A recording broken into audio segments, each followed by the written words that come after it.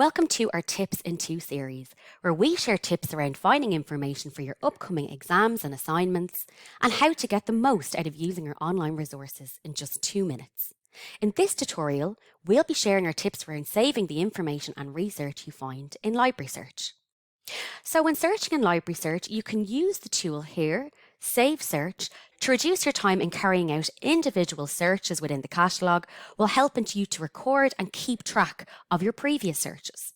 So for this example, we've put in the topic sustainability, and we are going to select the first refining option, full text online. We're then going to save this search, and we're going to title it sustainability, as it's the keyword we've used. Once we go into View Saved, it will then show you the list of previous searches that you've conducted in Library Search, as well as the refining options that you have applied to those searches. So you don't have to start from scratch. You can also rename them or remove them from this list of saved searches. There are also other tools you can use in Library Search to save, organise and share your findings. Firstly, this particular icon allows you to save relevant results you find for up to 2 hours.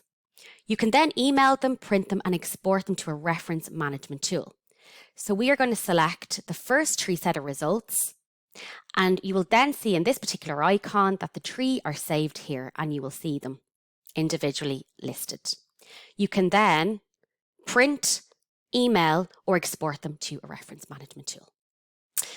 If we go back to our set of results, you will see that you can also use the permanent link icon that will allow you to navigate directly to the individual paper that you've selected. This is a link best kept and saved when planning to return to a paper.